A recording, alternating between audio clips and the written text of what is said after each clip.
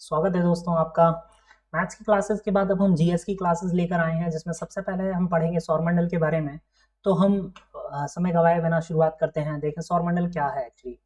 सूर्य अपने गुरुत्वाकर्षण द्वारा ग्रहों को, उपग्रह और क्षुद्र ग्रह और उल्काएं, इनको बांधे रखता है और निश्चित कक्षा में ग्रह सूर्य की परिक्रमा करते हैं। सूर्य एक तारा है जिसमें खुद का ऊष्मा, ऊर्जा होती है।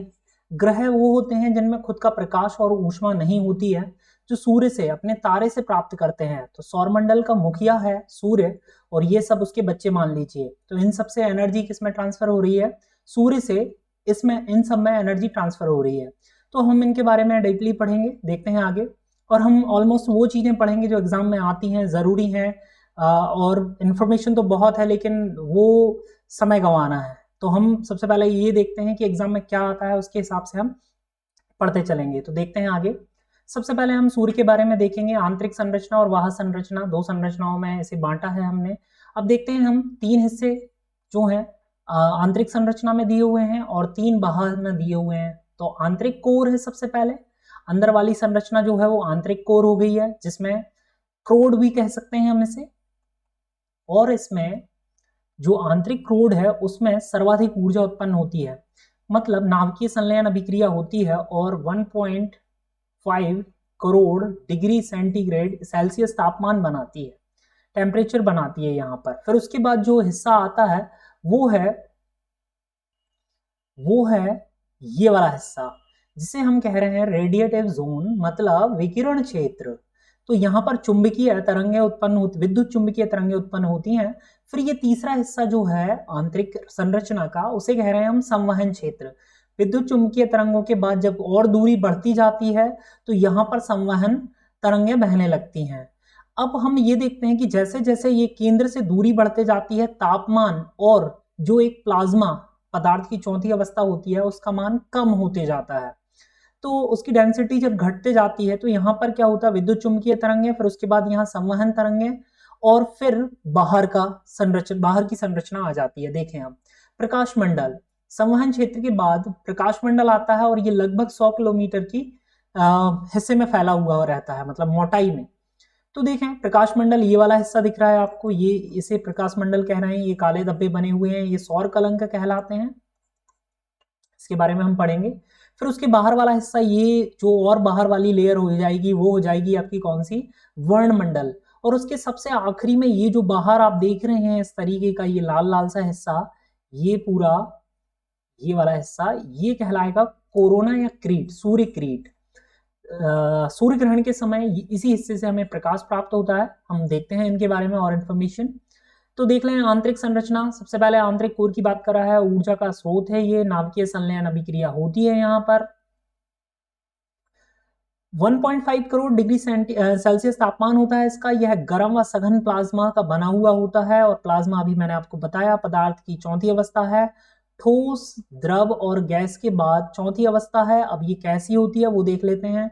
निरंतर प्रवाहित सौर पवन, मतलब जो नाभिकीय संलयन अभिक्रिया हो रही है उसके बाद वहां से सौर पवन जो चल रही है, सूर्य से निकल रही हैं, वो क्या करती हैं, प्रवाहित गैस बराबर संख्या में इलेक्ट्रॉन और प्रोटॉन रखती हैं, जिसे हम प्लाज्मा कहते हैं। फिर देखते हैं विकिरण, अभी हमने देखा। उसके बाद विकिरण मंडल आता है। इसमें ऊर्जा विद्युत चुंबकीय तरंगों के रूप में पहुंचती है। विद्युत चुंबकीय तरंगों कहाँ हो? विकिरण मंडल में। फिर रेडिएटिव जोन हो गया। उसके बाद आता है संवहन मंडल और कोर से लगभग 5 लाख किलोमीटर की दूरी पर शुरू होता है ये। और यहाँ प्लाज्मा क्या होती है, डेंसिटी कम होते जाती है, तो संवहन तरंगें विकसित होती हैं, अभी मैंने आपको बताया, और सूर्य की ऊर्जा को सतह तक ले जाती हैं। और बाहर वाली सतहों में अब ये तीन हिस्से आते हैं, प्रकाश मंडल, वर्णमंडल और कोरोना। देखते हैं इसमें, पढ़ चुके हैं हम, ये बता चुका हूं मैं आपको, 100 किलोमीटर के आसपास होती है इसकी मोटाई। केंद्र की ऊर्जा प्रकाश मंडल तक आते आते प्रकाश किरणों में बदल जाती है, देखें आप। फिर वो कह रहा है सौर कलंक, इसी का हिस्सा है, हमने चित्र में देख चुके हैं ऑलरेडी, यहाँ पर ये देखा हुआ था ये। चलिए देखते हैं। ये प्रकाश मंडल में बनते हैं। इनकी खोज गैलीलियो ने की थी। इनका पूर्ण चक्रण जो होता है 22 वर्षों का होता है। पहले 11 वर्ष ये बढ़ते हैं, अगले 11 वर्ष ये घटते हैं। वर्णमंडल देखते हैं। प्रकाश मंडल के चारों ओर के लगभग 2000 किलोमीटर की मोटाई वाले भाग को वर्णमंडल कहते हैं। क्रोमोस्फियर हो गया ये। फिर है कोरोना या क्रीट। पर्णमंडल के चारों ओर सूर्य का परिमंडल है, जो विरल गैसों से बना सूर्य का वायुमंडल है। इसकी बाहरी सतह को क्रीट या कोरोना कहते हैं। इसे सूर्य का मुकुट भी कहा जाता है। सूर्य ग्रहण जब लगता है तो उस समय हमें इसी से प्रकाश प्राप्त होता है। देखते हैं आगे। इसे हम एक सिंपल डायग्राम के थ्रू हम लेयर्स में नाम दे देते हैं। ये कोर हो गया 1, ये सेकंड हो गया आपका विकिरण क्षेत्र, तीसरा हो गया संवहन क्षेत्र, ये पूरी आंतरिक संरचना हो गई इसकी। ये देखिए यहाँ पर नाभिकीय संलयन के थ्रू ऊर्जा उत्पन्न हुई और फिर वो प्लाज्मा, और धीरे धीरे धीरे उसकी डेंसिटी कम होती गई बाहर आते आते। फिर ये प्रकाश मंडल आ गया, चौथा वाला हिस्सा प्रकाश मंडल, जिसमें ये दिए हैं सौर कलंक।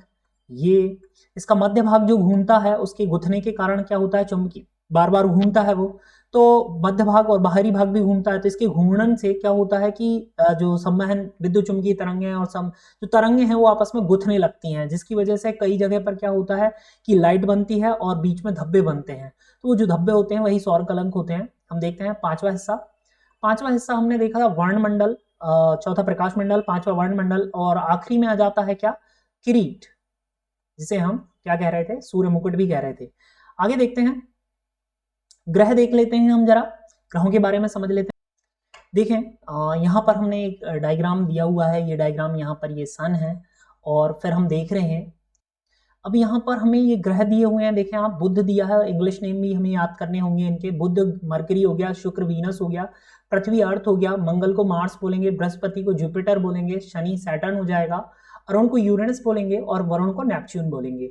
तो इंग्लिश नाम क्यों याद करने हैं हमें इनके, क्योंकि जब हम इन्हें इस क्रम में याद करेंगे, सूर्य से दूरी के बढ़ते क्रम में, घटते क्रम में, आकार के अनुसार, डेंसिटी घनत्व के आधार पर, परिभ्रमण जो रोटेशन होगा, घूर्णन गति होगी उसके आधार पर। तो इन इतने तरीकों से हम इनके नाम कैसे याद रख सकते हैं, उसकी शॉर्ट ट्रिक्स बनाएंगे हम।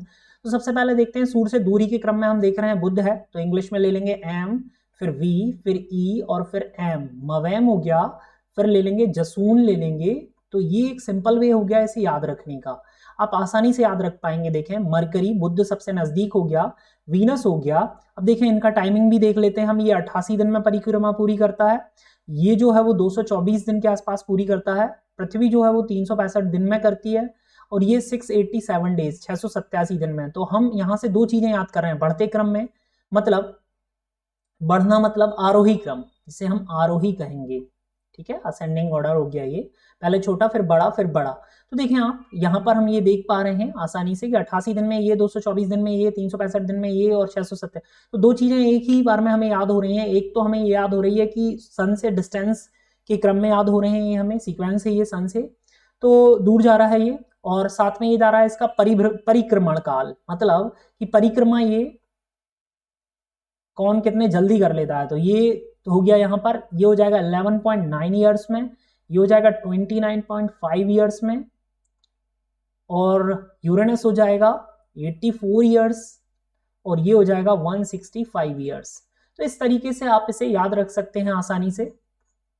तो मवैम जसून, बुध हो गया, शुक्र, पृथ्वी, मंगल, और बृहस्पति, शनि, अरुण, वरुण, इस तरीके से आप याद रख पाएंगे। अब देखें आकार के अनुसार घटते क्रम में, तो हम कुछ नहीं करना है, ये वाली जो है उसको उठाकर यहाँ रख दीजिए, जसून हो गया। देखें आप, तो यहाँ पर पता लग रहा है सबसे बड़ा बृहस्पति है, फिर शनि है, फिर यूरेनस है, और फिर यहाँ पर क्या है, नेपच्यून है।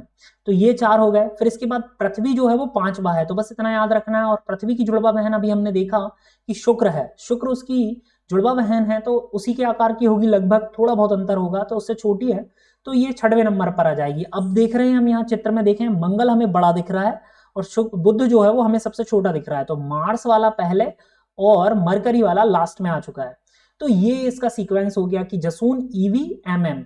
तो ये हो गया इसका घटते क्रम में, मतलब अवरोही क्रम बोलेंगे इसे। अवरोही मतलब 4 लेटर हैं तो पहले बड़ा। देखें आरोही और अवरोही कैसे याद कर सकते हैं, ये 3 लेटर हैं तो पहले छोटे से शुरुआत होती है, छोटा बड़ा बड़ा बड़ा, तो बढ़ता क्रम होता है।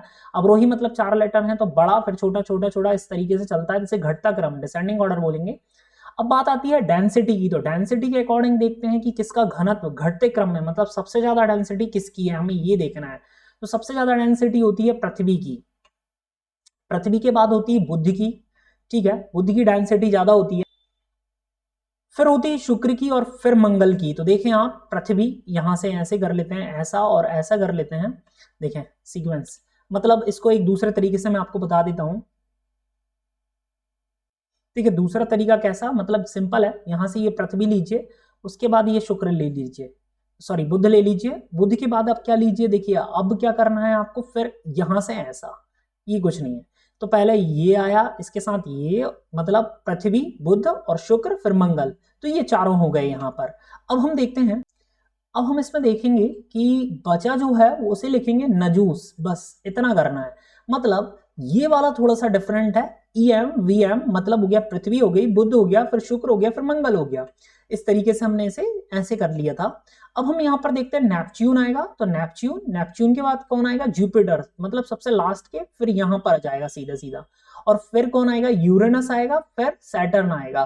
तो नजूस के थ्रू अब इसे याद कर सकते हैं। सबसे हल्का होता है कौन, सबसे कम डेंसिटी होती है शनि की, यदि आप इसे पानी में रख देंगे तो ये तैरने लगेगा। क्वेश्चन बनता है कौन से ग्रह को पानी में रखने पर वो तैरने लगता है। देखते हैं हम परिभ्रमण की बात करते हैं हम। परिभ्रमण मतलब होता है अपने अक्ष पर सबसे कम समय में कौन घूमता है, तो कुछ नहीं करना है, ये वाला जसून जो है उसी को उठा के रखना है, ये हर जगह काम आ रहा है, देखिए ऑलमोस्ट जसून, मतलब सबसे कम समय में बृहस्पति घूमता है, फिर शनि घूमता है अपने अक्ष पर, फिर यूरेनस घूमता है, मतलब अरुण घूमता है, फिर वरुण घूमता है, फिर उसके बाद देखते हैं हम, फिर पृथ्वी हो जाती है, फिर एम एम वी।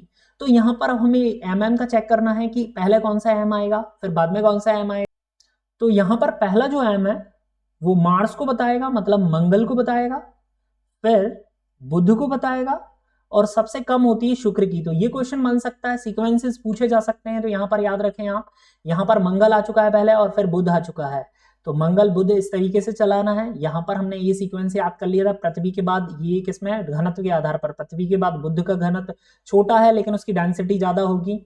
फिर यहां पर लेकिन हमने देखा कि परिभ्रमण अपने अक्ष पर घूमना, तो पहले मंगल, पृथ्वी के बाद मंगल, मंगल के बाद बुध, और बुध के बाद सबसे स्लो होता है कौन, शुक्र, सबसे कम परिभ्रमण होता है, इसका स्पीड जो होती है सबसे कम होती है। अब देखते हैं आगे हम इनके बारे में, जल्दी से देखते हैं हम।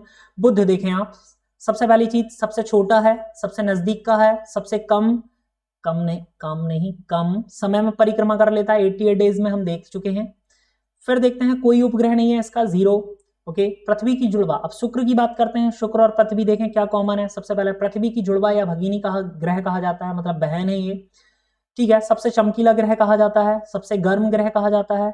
अच्छा, ये जो है बुध में एक चीज और होगी, सर्वाधिक तापांतर वाला ग्रह होता है ये, सर्वाधिक तापांतर, मतलब बुध जितने समय में सूर्य की एक परिक्रमा करता है लगभग उतने ही समय में अपने अक्ष पर भी घूमता है।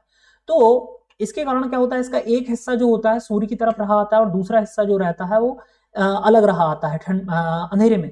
तो इसका जो तापांतर, एक तरफ का हिस्सा बहुत गर्म और दूसरी तरफ का हिस्सा टेम्परेचर में बहुत कम होता है, माइनस में होता है। तो ये जो टेम्परेचर होता है वो सर्वाधिक अंतर, मतलब डिफरेंस जो है वो ज्यादा बना देता है, इसलिए इसे सर्वाधिक तापांतर, तापों में अंतर वाला ग्रह। और यहाँ पर देखें आप, सबसे गर्म ग्रह कौन सा होता है, वो होता है शुक्र, क्योंकि यहाँ कार्बन डाइऑक्साइड जो है वो लगभग 96% पाई जाती है। और भी देखते हैं हम, सांझ का तारा कहते हैं इसे, शाम का तारा, भोर का तारा, सुबह का तारा, कोई उपग्रह नहीं है इसका भी, इन दोनों के कोई उपग्रह नहीं है, ये दोनों के कोई उपग्रह नहीं है। पृथ्वी देखते हैं, नीला ग्रह है, 365 दिन में ये एक परिक्रमा पूरी कर लेता है, 365 दिन 5 घंटे 48 मिनट परिक्रमण काल है इसका सूर्य का, सूर्य के चक्कर लगाती है। 23 घंटे 26 मिनट, सॉरी 56 मिनट है ये, 23 घंटे 56 मिनट 4 सेकंड में ये परिभ्रमण अपने अक्ष पर घूम लेती है। इसका एकमात्र उपग्रह जो है प्राकृतिक वो चंद्रमा है। जीवन की उपस्थिति है यहाँ पर, नीला ग्रह, क्योंकि अंतरिक्ष से देखने पर यह नीली दिखाई देती है, लगभग 70% के आसपास यहाँ पर पानी है, इस वजह से। देखें मंगल ग्रह, मंगल ग्रह के बारे में देखते हैं। लाल ग्रह कहा जाता है इसे, लाल ग्रह क्यों कहा जाता है, आयरन ऑक्साइड की उपस्थिति के कारण कहा जाता है। इसका अक्ष झुकाव पृथ्वी के समान है, एक कॉमन चीज देखें आप, पूछा जा सकता है कौन सा ग्रह है जिसका झुकाव जो है, अक्ष का झुकाव पृथ्वी के समान है, वो है मंगल। पृथ्वी की तरह इसके भी 2 ध्रुव हैं, इसी वजह से यहाँ पर ऋतु परिवर्तन भी होता है, अक्ष झुकाव और ध्रुव जो है, ऋतु परिवर्तन भी यही होता है पूछा जाए तो। 2 उपग्रह हैं इसके, डीमोस और फोबोस। चलिए देखते हैं, बृहस्पति, बृहस्पति जो है सबसे बड़ा ग्रह है, एक चीज हो गई। फिर सबसे तेज परिभ्रमण गति अपने अक्ष पर सबसे तेज गति से घूम लेता है, गैसीय प्लेनेट है, जानते हैं हम। गैनीमीड इसका सबसे बड़ा उपग्रह है और साथ में सौरमंडल का भी सबसे बड़ा उपग्रह है, ये पीले रंग का है। आगे बढ़ते हैं हम, शनि, अच्छा इसके 79 अब तक सैटेलाइट है। अब तक 79 है और इसके 82 हो चुके हैं, इसलिए ये सर्वाधिक। अब पूछा जाए कि सर्वाधिक उपग्रह किस ग्रह के हैं, तो शनि आएगा आंसर। टाइटन इसका उपग्रह, सबसे बड़ा उपग्रह है टाइटन। देखें, शनि के सर्वाधिक 82 उपग्रह हैं। इसे गैसों का गोला भी कहते हैं। इसका घनत्व सबसे कम है, डेंसिटी सबसे कम है, हम देख चुके हैं। अरुण के बारे में देखते हैं, तो यह शुक्र की तरह अपने अक्ष पर पूर्व से पश्चिम की ओर घूमता है। तो देखो, शुक्र की एक इंफॉर्मेशन और मिल गई। अच्छा, in short UV, Uranus and Venus. देखें, इंग्लिश में याद करने से कितना फायदा है। ये क्लॉकवाइज घूमते हैं, बाकी सब इस तरीके से घूमते हैं। इस तरह यहाँ पर क्या होता है, ये उल्टी दिशा में घूमते हैं और बाकी इस दिशा में घूमते हैं, तो सीधी दिशा कहेंगे, क्योंकि जहां ज्यादा जा रहे हैं उसे सीधी कहेंगे। तो ये दोनों जिस दिशा में घूमते हैं, इसलिए यहाँ पर जो होता है सूर्योदय पश्चिम से होता है और सूर्यास्त पूर्व में होता है। तो ये उल्टे हैं, ठीक है। आगे देखते हैं, वरुण सूर्य से दूरी के कारण सबसे ठंडा ग्रह है और इसके 14 उपग्रह खोजे गए हैं। तो इतनी इंफॉर्मेशन थी इसके बारे में। आगे देखते हैं हम कुछ महत्वपूर्ण बिंदु देख लेते हैं हम। देखें, गोल्डीलॉक्स जोन क्या होता है। गोल्डीलॉक्स जोन कई बार क्वेश्चन बन जाते हैं छोटे छोटे और पूछे जाते हैं, एसएससी सीजीएल में स्पेशली पूछ लेते हैं आपसे। देखते हैं हम, वह क्षेत्र जो किसी सौरमंडल के तारे या सूर्य से वह निश्चित दूरी होती है जहां स्थित ग्रहों का तापमान जीवन के लिए उपयुक्त होता है। मतलब जीवन जीने के लिए जहां स्थितियां नॉर्मल होंगी वो गोल्डीलॉक्स जोन बन जाएगा। और स्पेशली किसमें, सौरमंडल के तारे। यहां पर दे रहा है सौरमंडल के तारे या सूर्य, जैसे हमारा सूर्य है, निश्चित दूरी बताना है और वहां पर जीवन के लिए उपयुक्त होना चाहिए बस। प्रॉक्सिमा सेंचुरी क्या है देख लेते हैं। सूर्य के सबसे नजदीक का तारा है जो 4.2 प्रकाश वर्ष दूर है सूर्य से। ये सबसे नजदीक का है, वो भी प्रकाश वर्ष दूर है। प्रकाश वर्ष क्या होता है वो देख लेते हैं। दूरी की इकाई है, देखें, प्रकाश एक वर्ष में जितनी दूरी तय करता है एक प्रकाश वर्ष कहलाती है। और एक प्रकाश वर्ष बराबर होता है 9.46 इंटू 10⁻12 किलोमीटर। यदि इसे मीटर में कन्वर्ट करते तो 10⁻15 मीटर आ जाता। 3 और बढ़ जाते हैं जीरोस तो वो 15 लग जाता। अच्छा, ये कैसे निकलता है वो आप ऐसे कर लीजिएगा। देखिएगा, प्रकाश की गति होती है 3 लाख किलोमीटर प्रति सेकंड। अब साल भर में कितने दिन, 365 दिन। अब वर्ष बताना है, फिर 365 दिन में कितने दिन, 24 दिन, 24 घंटे का एक दिन होता है। फिर साथ में 60 मिनट और फिर 60 सेकंड। इतना मल्टीप्लाई करेंगे आप तो डेफिनेटली ये वैल्यू आती है आपकी। कैलकुलेटर में करके देखिएगा आप, नॉर्मल जानकारी दी है। खगोलीय इकाई क्या होती है पूछ लेते हैं छोटे छोटे एग्जाम्स में। यह पृथ्वी से सूर्य के मध्य की औसत दूरी है, जो इसका मान 8 प्रकाश मिनट या 14.96 करोड़ किलोमीटर होता है। कई बार इसे मिलियन में भी दे देते हैं, तो याद रखिएगा ये होता है 149.6 मिलियन। 3 चीजें चलती हैं, MBT याद रखिएगा, मिलियन, बिलियन, ट्रिलियन। 10⁶, 10⁹ और 10⁻12 मिलियन, बिलियन, ट्रिलियन। 149.6 मिलियन आ जाएगी डिस्टेंस, ठीक है, किलोमीटर। 8 प्रकाश मिनट क्यों, क्योंकि सूर्य का प्रकाश जो है वो धरती तक आने में लगभग 8 मिनट 16 सेकंड लगते हैं, इसलिए 8 प्रकाश मिनट कह रहे हैं। चलिए देखते हैं पार्सेक। एक क्वेश्चन ये भी बन गया, सूर्य का प्रकाश धरती पर कितने समय में आता है। आगे हम पढ़ेंगे जब पृथ्वी के बारे में पढ़ेंगे अगले वीडियो में। पार्सेक यह दूरी की सबसे बड़ी इकाई है जिसका मान लगभग 3.26 प्रकाश वर्ष होता है। सबसे लंबी दूरी मापने के लिए पार्सेक का यूज किया जाता है। ये सबसे बड़ी इकाई है और इसका मान ये है। तो क्वेश्चन बनते हैं यहां से एग्जाम में। मंगलयान के बारे में देखते हैं। मंगलयान मिशन क्या था। इसरो द्वारा 5 नवंबर 2013 को आंध्र प्रदेश के श्रीहरिकोटा स्थित सतीश धवन अंतरिक्ष केंद्र से, तो एक क्वेश्चन और बनता है कि सतीश धवन अंतरिक्ष केंद्र कहां पर है, आंध्र प्रदेश के श्रीहरिकोटा केंद्र से PSLV C-25। एक क्वेश्चन और बनता है कि मंगलयान जो था वो किसके द्वारा भेजा गया था, PSLV C-25 के द्वारा सफलतापूर्वक छोड़ा गया था, जो मंगल ग्रह की कक्षा में 24 सितंबर 2014 को पहुंच गया था। चलिए आगे बढ़ते हैं। भारत के भविष्य के अंतरिक्ष मिशन है जो इसरो द्वारा करवाए जा रहे हैं, देख लेते हैं हम इसरो द्वारा। तो देखें, सबसे पहले देख रहे हैं हम चंद्रयान 3। चंद्रयान 3 क्या है देखें, 2021 में। तो याद रखिएगा यहां से क्वेश्चन बहुत बनेंगे, MPPSC में भी पूछा जा सकता है, MP पुलिस, MPSI और आपके जो रेलवे के एग्जाम्स हैं और भी बहुत सारे एग्जाम्स हैं, सारे एग्जाम्स में कहीं से भी क्वेश्चन उठ सकता है। तो देखें आप, चंद्रयान सबसे पहला मिशन का नाम है चंद्रयान 3 जाएगा। 2 जो हुआ था अभी लॉन्च हुआ था 2019 में, तो उसमें क्या हो गया था, असफल हो गए थे हम। तो देखें 2021 में होगा, वर्ष 2021 में जाएगा। चांद को छूने का एक और प्रयास होगा और इसकी सॉफ्ट लैंडिंग कराई जाएगी, सॉफ्ट लैंडिंग।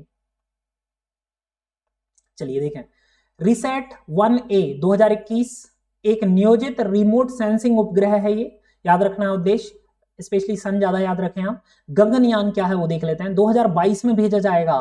भारतीय दलीय मानव अंतरिक्ष यान है ये। भारत में लगभग 3 लोगों के बारे में बताया गया कि 3 लोग जाएंगे इसमें, और 5 से 7 दिन का रुकने का बताया गया है कि वहां अंतरिक्ष में रुकेंगे ये। तो देखते हैं आदित्य L1। आदित्य L1 क्या है, देखिए नाम ही आदित्य, आदित्य जो है सूर्य का पर्यायवाची है, तो सूर्य से रिलेटेड होगा। लेकिन अब वो डायरेक्ट ये नहीं पूछेंगे कि किससे रिलेटेड है, तो वो ये पूछेंगे कि किस सन में जाएगा, तो 2022 का है ये। सूर्य की बाहरी सतह कोरोना का अध्ययन, तो ये पूछा जा सकता है, कोरोना का अध्ययन करने के लिए अंतरिक्ष मिशन है ये। इसका क्रीट, बाहरी परत जो होती है सबसे, वो 6वीं। निसार, निसार देखें नासा और इसरो का मिला हुआ है ये प्रोजेक्ट है। 2022 की ही बात कर रहा है, देखें 3 है 2022 में इसरो के साथ, और 2021 में 2 हैं। फिर देखते हैं अब, पहला डुअल बैंड रडार इमेजिंग उपग्रह है, याद रखना है आपको, शुक्रयान 1। शुक्रयान 1 क्या है देखें, 2023। अब शुक्र के लिए भी तैयार कर रहे हैं, मंगल पे भेजने के बाद शुक्र की भी तैयारी चल रही है इनकी। 2023 देखें, 2023 में शुक्र के वायुमंडल का अध्ययन करने के लिए भेजेंगे। फिर मंगलयान 2, अब देखिए मंगलयान 1 के बाद मंगलयान 2 की बात कर रहे हैं यहाँ पर। 2024 का मिशन है ये, मंगल के लिए भारत का दूसरा इंटरप्लेनेटरी मिशन है ये। तो ये मिशन आपको याद रखने हैं। इसके साथ देखते हैं हम, इसके साथ ही आज की इस चैप्टर की वीडियो खत्म होती है, मतलब इन्फॉर्मेशन आपको पूरी दी गई है। सौरमंडल के बारे में जितनी भी जरूरी जानकारी थी वो आपको इस वीडियो के माध्यम से पहुंचाई गई है। तो यदि आपको वीडियो पसंद आती है तो आप लाइक करें, सब्सक्राइब करें और शेयर करें, साथ में कमेंट भी करके बताएं हमें कि हम और क्या बेहतर कर सकते हैं। तो देखने के लिए बहुत बहुत धन्यवाद आपका। अगली वीडियो में मिलते हैं हम नए चैप्टर के साथ। सौरमंडल के बाद हम पृथ्वी की गतियाँ पढ़ेंगे, तो सब्सक्राइब जरूर करें अगला वीडियो पाने के लिए। Thank you for watching.